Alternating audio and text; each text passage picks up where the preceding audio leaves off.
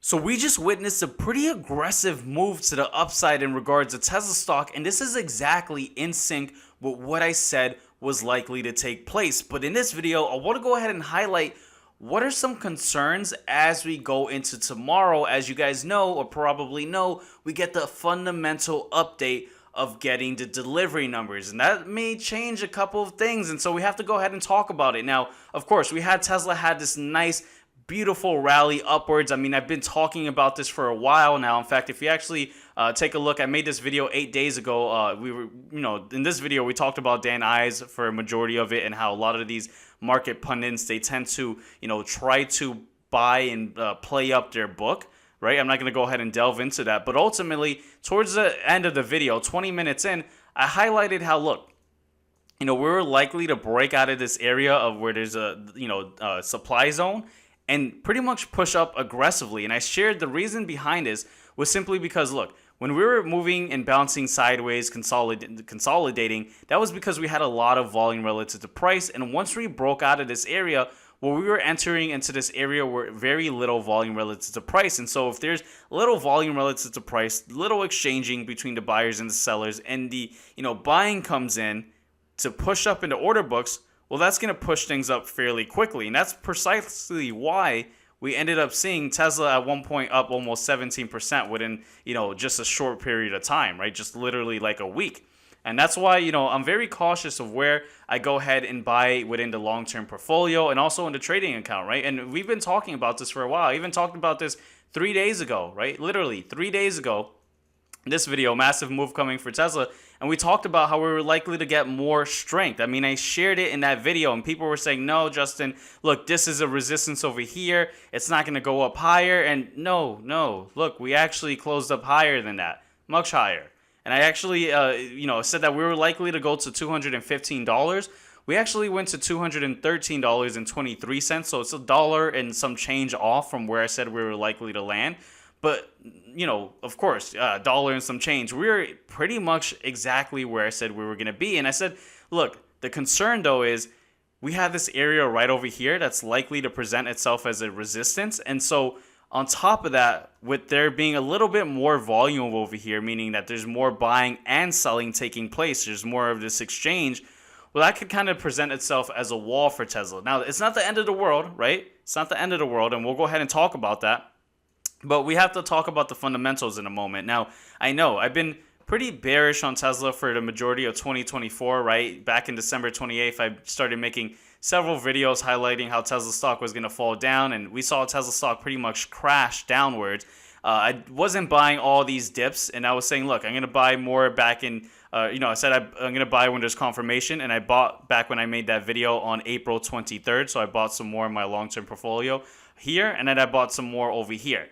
Now, the reason I'm not buying some more right over here is, again, I believe we're likely to hit a little bit of a wall, and I want to go ahead and talk about this. Now, the fundamentals that we get, those delivery numbers, it's kind of like a precursor to what we get for the earnings. Of course, it's not the absolute precursor because we still want to know what the actual margins are looking like. That's the real question, but at least we get to see what the deliveries are looking like, right?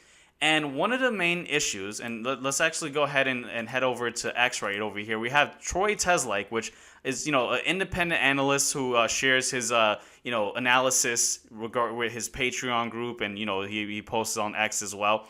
And he's fairly accurate, actually a lot more accurate than a lot of the, analysts on Wall Street. I always say a lot of the analysts, believe me, when you meet them, they're not really worth their salt, right? I met a lot of them. They're not worth their salt. But one thing that we have Troy Teslike say is that, he expects his estimates to be 423,000, while the Wall Street consensus is 441,000. Now, I actually pretty much agree with this and am more aligned with what his numbers are. Now, my numbers vary slightly, and of course, you guys may watch this video after the numbers already come out, so you guys could let me know what they are.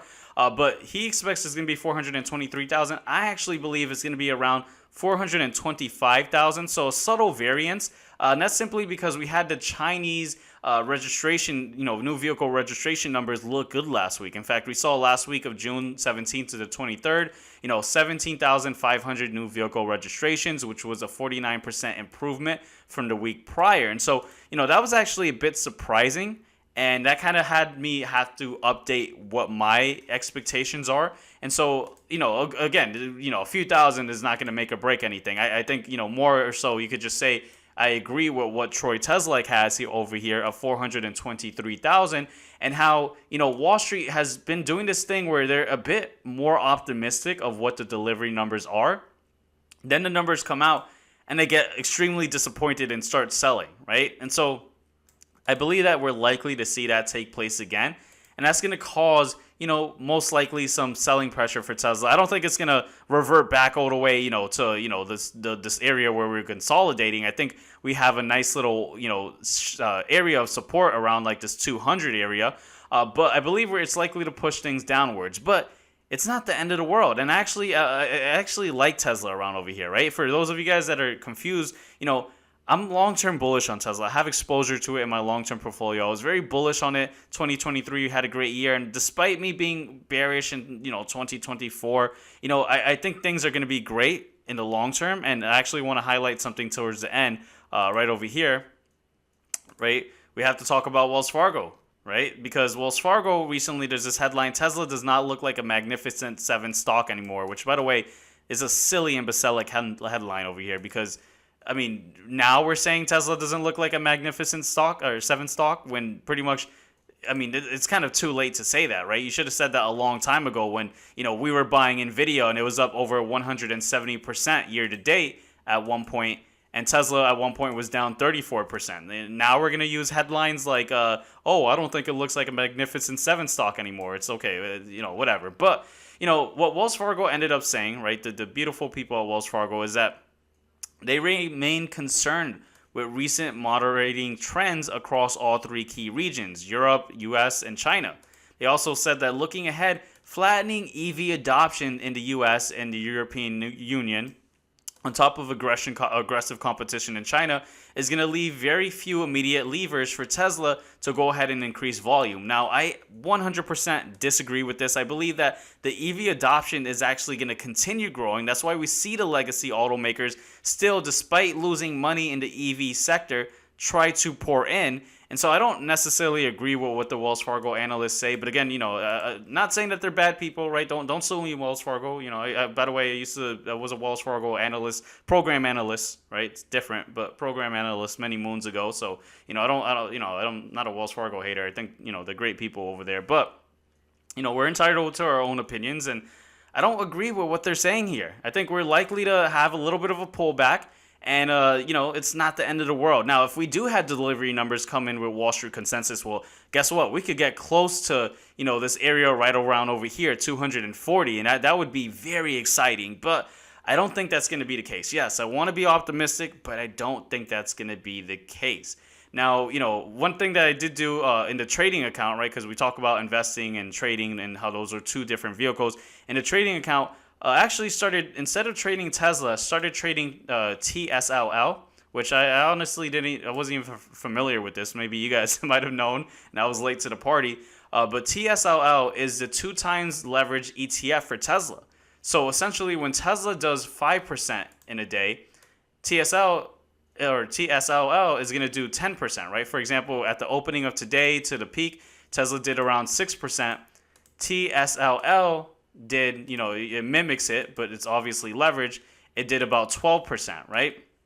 So I actually had some calls while I was talking about these videos about Tesla, saying that it was likely to go upwards. I got some calls for TSLL, and it's up over 100%. So that's beautiful for the trading account, right? So now we have the trading account looking beautiful. The long-term investing account is looking, amazing. Lots of great things. But yeah, just wanted to share that quick tip because, and obviously, of course, if you're someone who is not willing to take that risk, because of course with more leverage there's more risk, then of course you don't need to, right? If you're going to trade Tesla, just trade Tesla. But just wanted to put that out there that I recently started trading TSLL, as it just has that leverage, and it's a lot better for the day trades. Tesla is a high beta stock, right? It's going to have those high moves, but TSLL, I mean, it's on a daily basis doing crazy numbers, so it allows you to have those intraday trades that at least let you kind of capitalize off those short-term movements. But you guys know, or if you guys have been following the channel, I'm not a big fan of day trading. I'm not against it either. more of a swing trader and a long-term investor. But for those that do trade day trade, there you go. You got something there, right? Little extra stuff over there. But you guys let me know in the comment section down below, what are your thoughts for the estimates? Of course, it comes out in a few hours. Oh, by the way, before we actually go, this was some also positive news over here. Real quick, we had this patent recently released with Tesla, and pretty much a lot of individuals on X have been kind of going crazy about this. And it's pretty interesting because we have, excuse me, Tesla pretty much unveiling how their robo-taxis they're trying to kind of develop a system where they're going to have a sanitation, this sounds like it's straight out of a movie, but sanitation systems where the robo-taxi drives itself, and after departure of a client inside the vehicle, it's going to go ahead and clean itself. Absolutely straight out of a movie. So that may have been contributing to a little bit of the momentum over here, but ultimately I think it's going to slow down. But again, I don't want to extend this video any much longer than it needs to. You guys let me know in the comment section down below what your thoughts are on Tesla. And before you guys go, make sure to check out this video right over here, and I'll see you guys on that next video. Take care, guys.